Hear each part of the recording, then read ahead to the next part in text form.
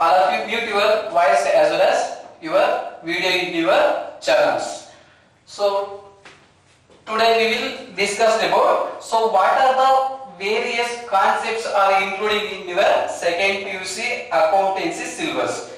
So as per the previous year, so in the first year already we have discussed a few things. So today we will enter into the second PU syllabus. So first of all, in this second PU accountancy syllabus containing number of chapters. So today we will discuss about what are the various chapters are including in this syllabus. So here the accountancy syllabus is containing two parts. So namely part 1 and part 2. So for here in this part 1, so here the first chapter. In this part 1 containing the first chapter, not for profit organization.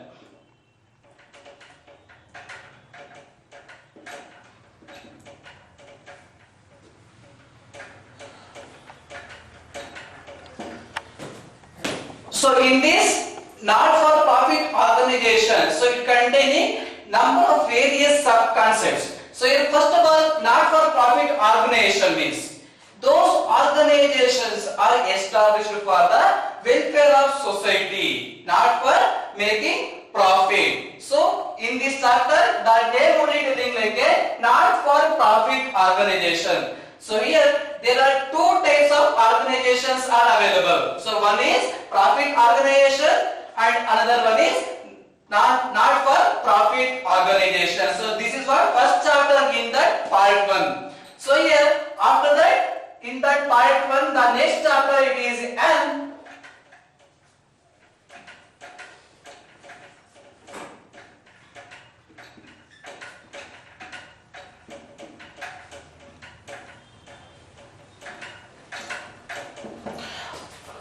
Partnership basic concept. This is what second chapter in this your second PUC syllabus. So for here in this partnership basic concept, so we can discuss few things regarding partnership firm. So first of all here all of you know about the partnership firm. So before the commencement of your partnership firm, so there is a sole proprietorship. So few of the reasons for that limited capital as well as the limited resource, that's why they are established partnership firm. So here in this partnership firm, for the construction of partnership firm, the minimum required number of members. So we require minimum 2 members. For the establishment of a partnership firm, at least we require 2 members for the construction of a partnership firm. So here the maximum numbers.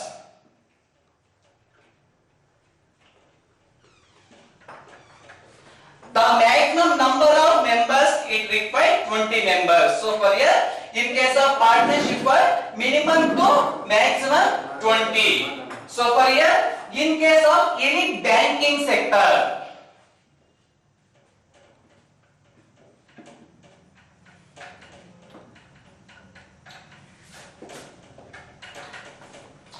further in that partnership firm, in case any banking sector means we require 10 members of partners. This is what maximum limit. In case of any other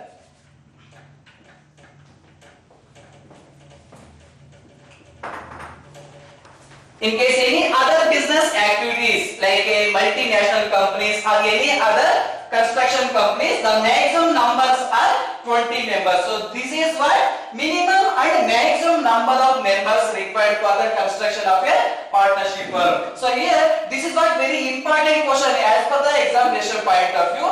So here the question may be raised, what is the minimum number of members for the construction of a partnership firm? So on the same thing, so what is the maximum number of partnership firm means the maximum number of partners are required to establish a partnership firm is 20 members. So here, so this is what minimum and maximum number of persons required for construction of a partnership firm. And the same thing in this chapter we can discuss a few things regarding profit and loss appropriation account, capital account. So and on the capital account as well as current account. So while we are preparing capital account, on the time we can record few things. So here the whatever the capitals, drawings, so etc. These things we can record in this chapter. So yeah, this is our second chapter. When we are coming into symbols on the time, we can briefly discuss about these chapters. So yes, shall we go to the third chapter? The third chapter, it is an addition of a partner.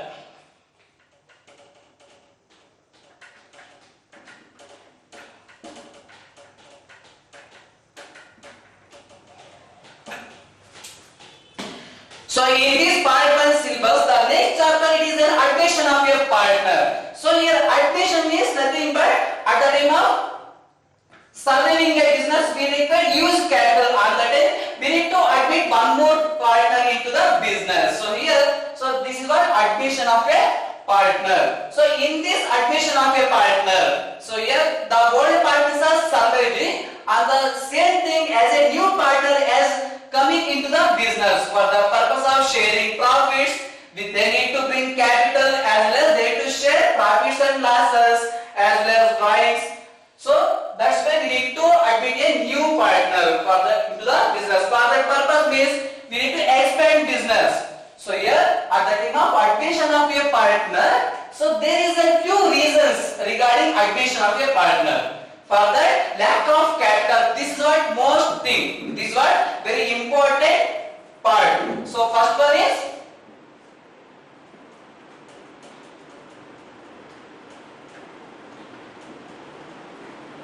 increase the capital. The second cause, the second reason is expand the business.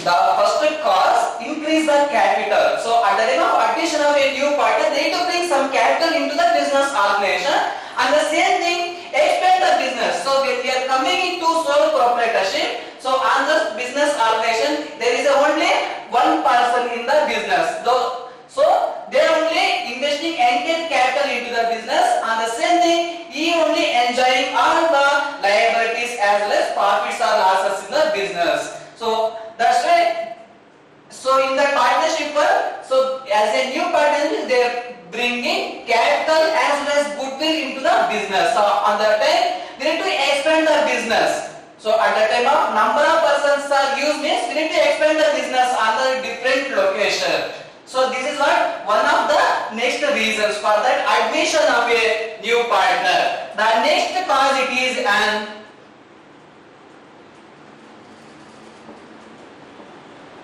sharing the profits and losses in the business organization. So here, each and every business organization, we can't expect every year we can get profit. Maybe some year we can expect profit as well as losses. So here, suppose there is a losses occurs in the business, means on the time, all the partners they can share the profits on the basis of their agreed ratio.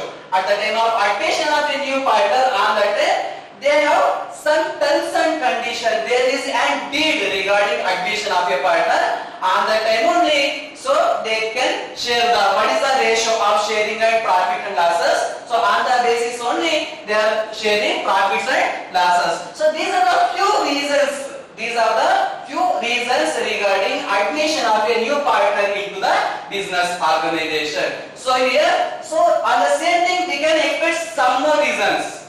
So here, so this is what few things. So in this chapter on the same thing we can learn. So new profit sharing ratio, sacrificing ratio, and the same thing we can expect in this chapter 12 mark question also. As per the examination point of view, we can expect 12 mark question. So in this 12 mark question containing number of accounts like a revaluation account, partners capital account, goodwill account, cash account and balance sheet. These are the necessary accounts we can prepare in this admission of a partner concept. So shall we go to the next chapter? The next chapter it is an retirement. The next chapter, the fourth chapter containing part 1 and part 2. In this fourth chapter, the part 1 retirement of a partner.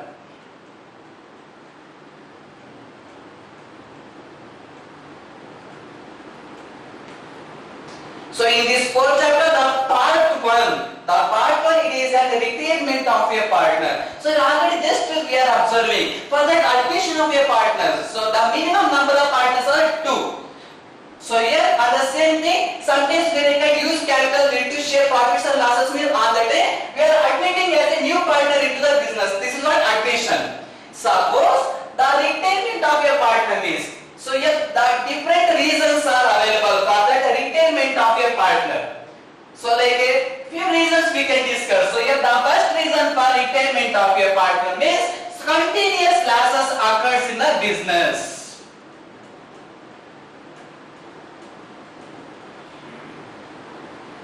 The first cause for retirement of a partner is continuous losses.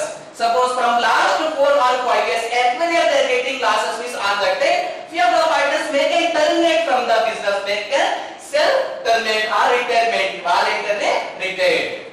On the same thing, few of the reasons means change of residence.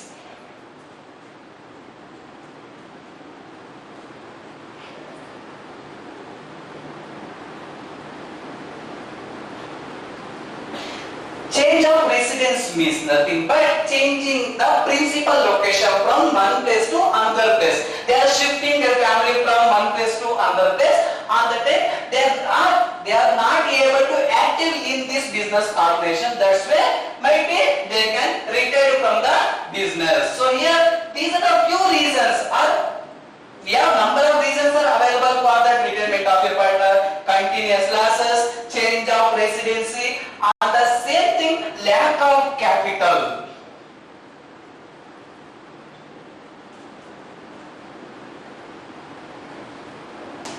Lack of capital. This is one of the very important point for the retirement of a partner. Suppose when the business has occurs a loss, means on that time each and every partner they need to invest some additional capital into the business. On that time, those who are they are not able to invest some additional capital, means on that time they can retire from the business. This is one of the very important cause for retirement of a partner.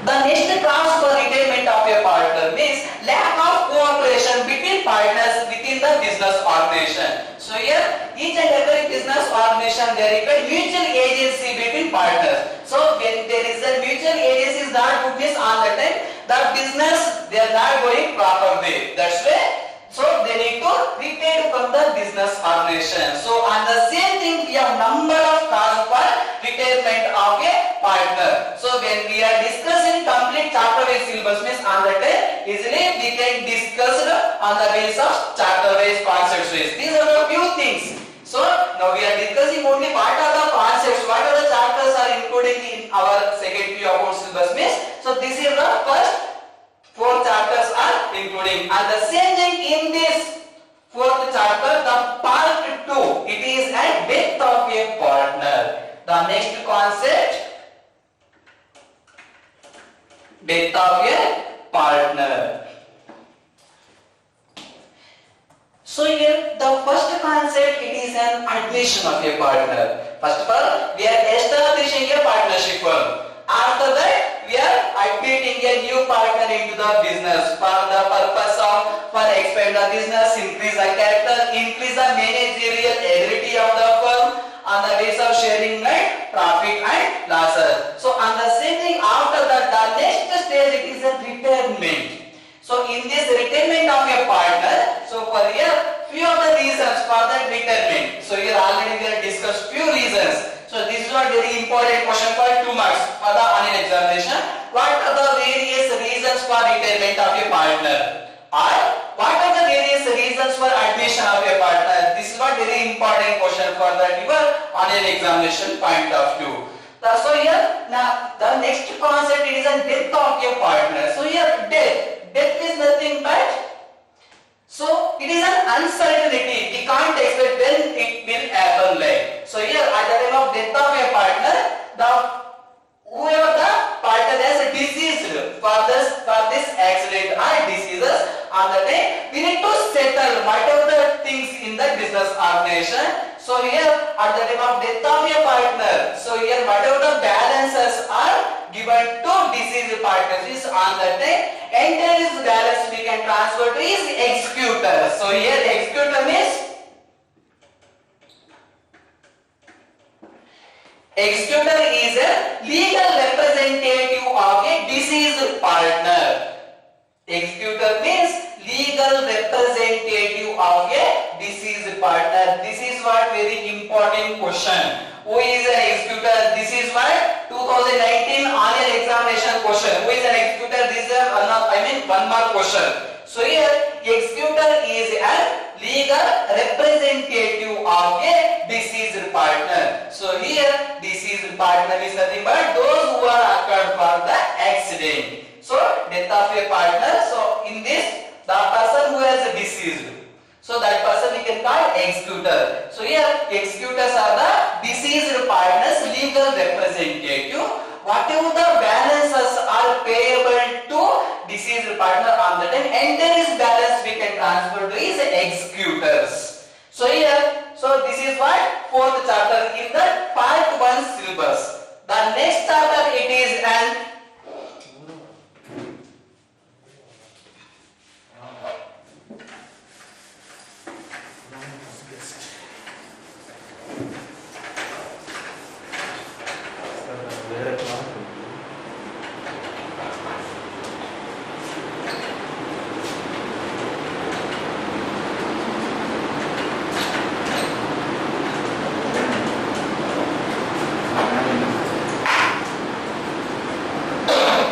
the next chapter it is a dissolution of a firm. First of all, dissolution. So here there are two types of dissolutions are there. There are two types of dissolutions are available. The first one, dissolution of a firm.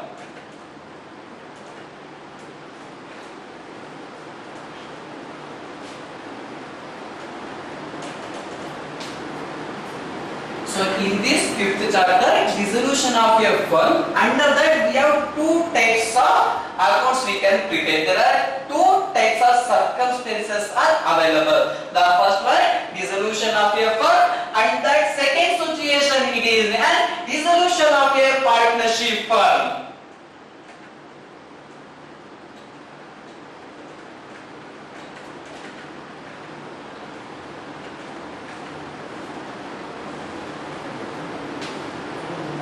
So here dissolution of a firm, under that we have two types of dissolution. Dissolution is nothing but disclosure of a firm, settlement of a firm. So those firms they are not able to survive the business means on that time they need to close down the business organization. So in this dissolution we have two kinds. There are two kinds of dissolution.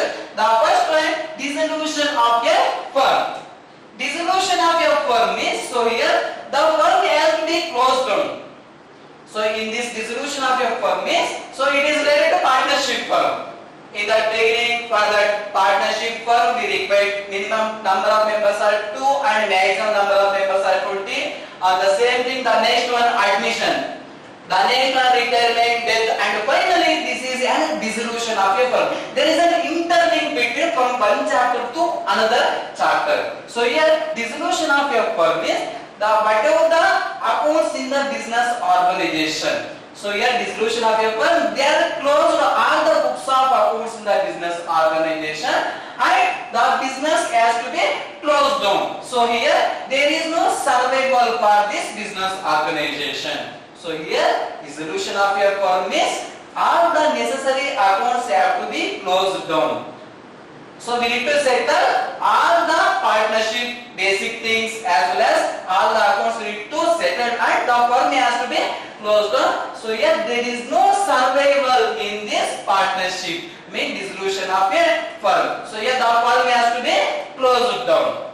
The next second concept here, dissolution of a partnership firm. So here compared to previous one, there is a changes. Here dissolution of a partnership firm is, so here the partners only terminating from the business organization. So here in this dissolution of your partners means here partners only terminating from the business and the firm has to be continuing on the same name only. So here the partners might be they can change, but the firm cannot change in this situation. So here the dissolution there are two kinds. First one dissolution of your firm. So in this situation there is no survival for this business organization. The second thing, dissolution of a partnership firm. Dissolution of a partnership firm is, so here the partners only terminating from the business and the firm has to be continuing on the same name, same agreement only. So these are the 5 chapters containing in this part 1.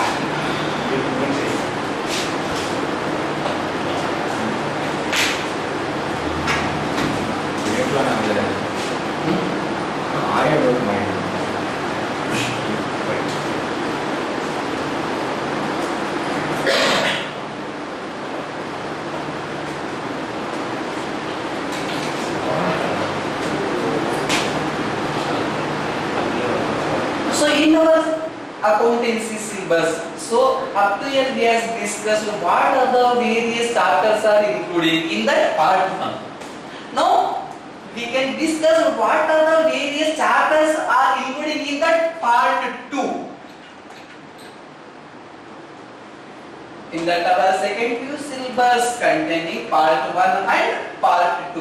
In this part 2 containing we have total number of chapters are 6 chapters. So on that first chapter, in that part 2, the first chapter it is an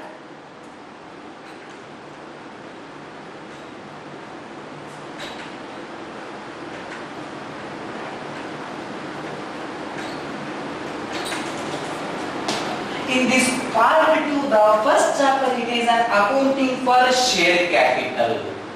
Accounting for share capital. So here share capital, what is a share? What is a share? Share is not a distribution, not a distributing from person to another person. So here share it is a maximum amount of capital we are collecting from the public for the purpose of issuing shares. So here the share is a maximum amount of capital collecting from the public by the way of issue of shares. So in this chapter we can learn few things. So what is the procedure of issue of shares? And so what is the procedure of collecting share capital from the public and the ways of what is the allotment money, how we can collect from the public and the ways of share capital amount. And the same thing when the shareholders are required to pay the share capital amount, and then what are the various circumstances we need to follow. So these few things we can discuss in this chapter. So here for the issue of shares,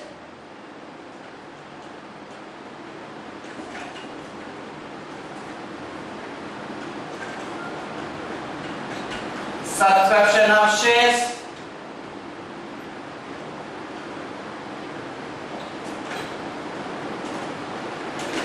allotment of shares. So in the first step is an issue of shares. So in the beginning first they need to issue shares, some shares. After that whatever the shares are issued by the firm, that shares might be subscribed from the public. Subscription from the public. After that, so when the shares are purchasing, whether public means on the time, we need to collect some amount. Suppose the value of shares are 10 rupees. For example, the value of one share is 10 rupees. So in this 10 rupees they are not able to pay entire amount on single payment is on the time they can pay on the basis of different stages. Like at the time of application time 2 rupees. At the time of application time they can able to pay 2 rupees. Second stage might be allotment. At the time of allotment time they can pay rupees 3. Again, we have number of chances to clear the payment. The next stage might be first call. At the time of first call time, there is a call time is on the time. There might be they can pay 3 rupees or 2 rupees, whatever it may be. So finally, whatever the balance. So 2 plus 3, 5. 5 plus 3 is 8. So 10 minus 8, the remaining balance it is 2 rupees. The remaining balance they can pay at the time of final call. So this is what settlement of share capital amount to the business organization. So here for the issue of shares, subscription of shares and allotment of shares. After that allotment of shares, the shareholders are failed to pay. At the time of allotment of shares to the shareholders, might be few of the shareholders they are not able to pay the share capital, means on the time that shares we can forfeited. So here forfeited. Forfeited means nothing but cancellation of shareholders' rights for the non-payment of allotment or call money. For that cancellation of allotment or call money, they are not able to pay the remaining balance, means on the day that shares might be forfeited. So here this is what very important question for that 1 marks as well as 2 marks. So here 2019 as well as 2020 annual examination question for the 2 mark question. What is forfeited of shares? Forfeited of shares means cancellation of shareholder rights. Cancellation of shareholder rights for the non-payment. For the non-payment of allotment money or call money or any of them. So these reasons we can forfeit the shareholder rights in the business organization. So here after that forfeited of these shares, what we'll do? After that forfeited of these shares, now forfeited shares maybe they get reissued. The forfeited shares might be reissued.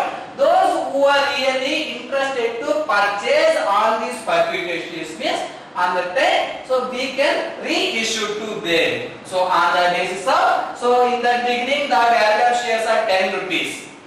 In the beginning the value of shares might be 10. After that maybe they can reissue or 7 rupees or 8 rupees on the basis of demand in the society. So in this situation we can reissue at rupees 8 or 9, whatever it will be on the basis of company demand only. So here for the issue of shares we have 3 kinds only.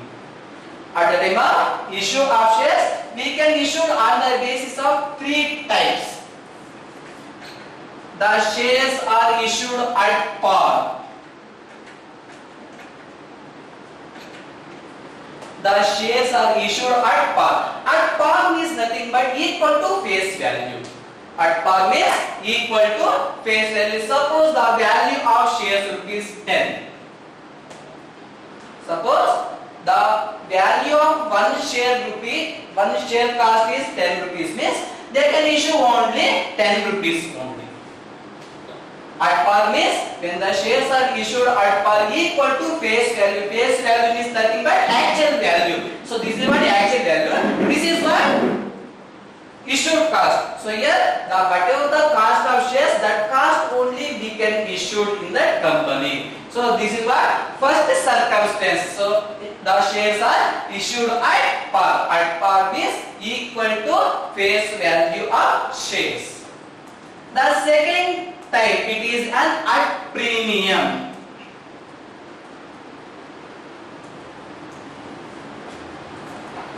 When can shares are issued at premium? When can shares are issued at premium means when the company shares are user demand in the society. when the company shares are user demand in the society. So on that time they can issue more than the actual value of shares. Suppose for example the value of one share cost is rupees 10. The value of one share cost rupees 10. So here, but they are issuing to the public rupees 12.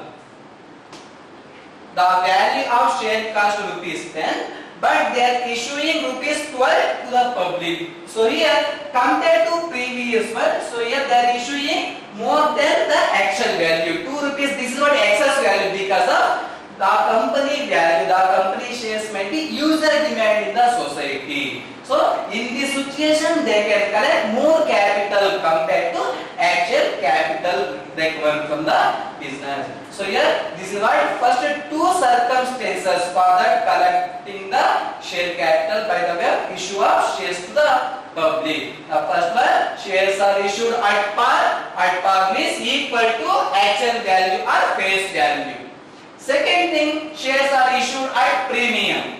Shares are issued at premium. So in this situation, the value of shares might be 10, but they are issuing rupees 12. So here, what is the differentiation amount? So 10 minus 12 means this is what excess value, 2 rupees. This is what more capital from each share. So here they are collecting used capital, more capital compared to actual value of shares because of the company shares are user demand. So in this situation only they can collect more capital. The next type it is and shares are issued at discount.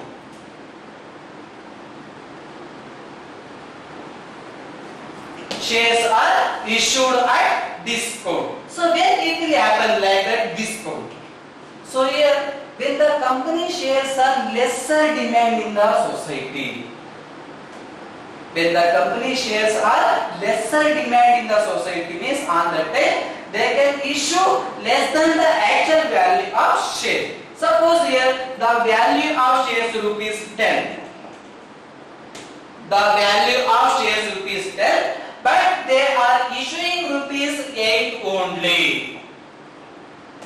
The value of shares rupees 10, but they are issuing rupees 8. So here compared to actual value, they are issuing less than 2 rupees. So here they are getting 2 rupees loss because of the company image. They are not good. So when the company image is not good, so there is a lesser demand in the society. Means on that time they can issue shares. They can issue shares less than the actual value of shares. So this is what various causes circumstances by the way issue of share. So these things we can discuss in this chapter. In that part 2, in that first chapter, accounting for share capital. So in this accounting for share capital, so what is the procedure of issue of shares? What is the procedure of allotment of shares? So what is the manner of collecting the share capital from the public? And when can be shares were forfeited? Forfeited means cancellation of shares. After that forfeited shares might be how can be reissued to the public. So after that, whatever the forfeited share capital amount, we can transfer capital reserve into the business. So this is what procedure regarding issue of a shares in the business organization. This is what first chapter in this part 2.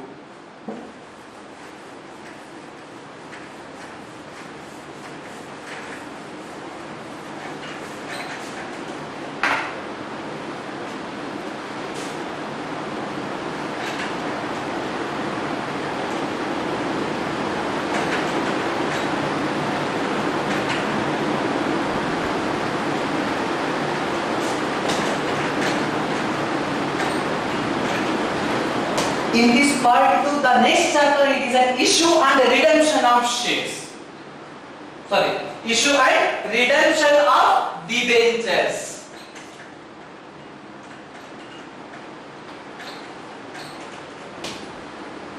In this part 2, next chapter it is an issue and redemption of debentures. So here debenture, already you know the debentures in the first PU business studies syllabus. So here the debenture means it is a written acknowledgement. The debenture means it is a written acknowledgement. The amount received from the public. It is there we are receiving the debt capital, the debt borrowing from the public. So in this chapter we can discuss a few things. What is the procedure of issue of debentures? So here the procedure of issue of debentures, here also there are three kinds. For the issue of debentures at par. At par means equal to face value. So on the previous chapter, whatever the procedures we have followed at the time of issue of shares, on that same procedure we can follow here itself. So here for the issue of debentures, so here there are three kinds. At par, par means equal to face value. Second one, at premium. At premium means more than the actual value of debentures. The third thing, issue of debentures at discount. So this is what three circumstances at the time of issue of debentures. So these are the few things we can discuss in this issue and redemption of a debentures. So here in this part 2, the next chapter, it is an financial statements of a company.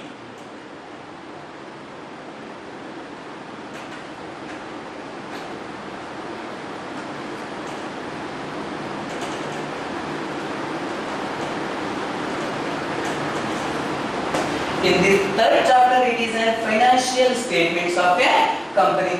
First of all, financial statements.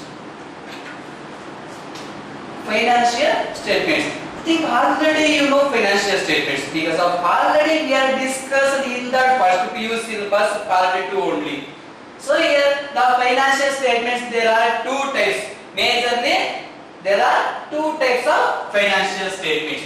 The first one, profit and loss account.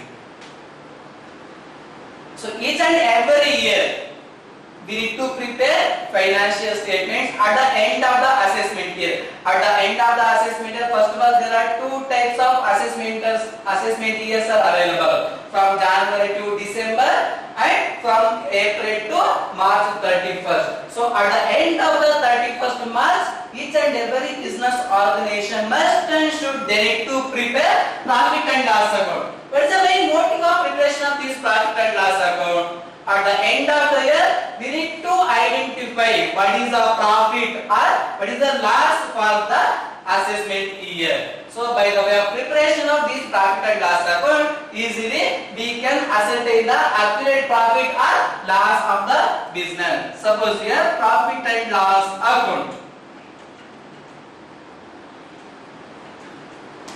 Profit and loss account means, so at the time of preparation of these account, we can record all the incomes as well as expenses. All the receipts and payments we can record in this profit and loss account. So after that, recording all the necessary transactions, we can identify true profit or loss for the year. So that's why we need to prepare this account. So for that, ascertainment of accurate profit or loss of the business. So here this profit and loss account, it is also called as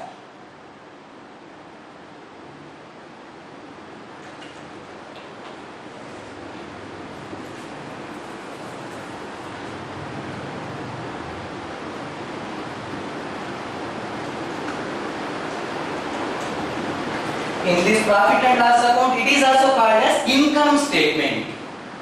So we can call it different two names, the profit and loss account or income statement. So on the financial statement, the next account, it is an balance sheet.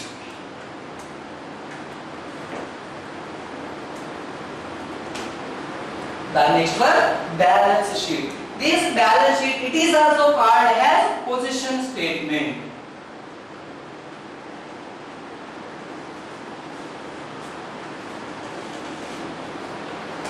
Balance sheet, it is also called as position statement. So in this balance sheet, so it containing assets as well as liabilities in the business organization. We can record all the liabilities as well as assets in the business. So there is an equation at the time of preparation of this balance sheet. The equation, so here there are three accounting equations in this preparation of balance sheet. The first one, assets are equals to liabilities plus capital. The second one, capitals are equals to assets minus liabilities. The third thing, liabilities are equals to assets minus capital. So by the way of these three equations, easily we can prepare this balance sheet. The balance sheet is containing all the assets and liabilities in the business organization.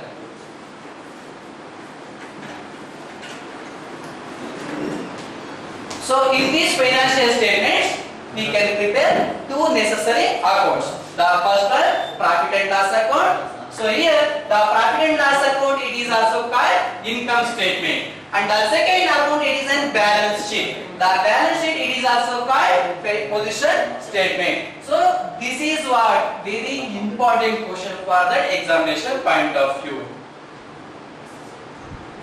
So in this part 2, the next chapter, it is an analysis of financial statement.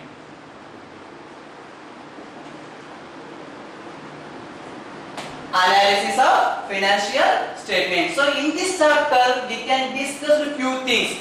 That few things means comparative analysis. So in this previous chapters, whatever the concepts we are discussing, profit and loss account as well as balance sheet. So in this statements, easily we can compare from present year to previous year.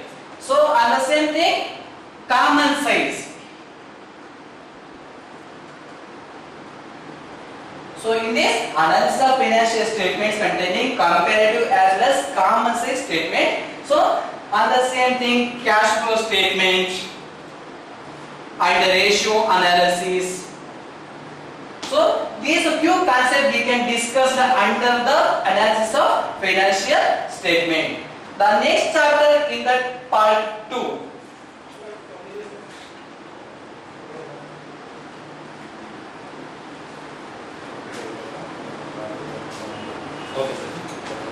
In that part 2, the next chapter, it is a ratio analysis. So here analysis means whatever the terms and values we need to convert into ratios as a percentage. So we can discuss few things in this accounting ratios with the formulas. The last and final chapter in this part 2, cash flow statement.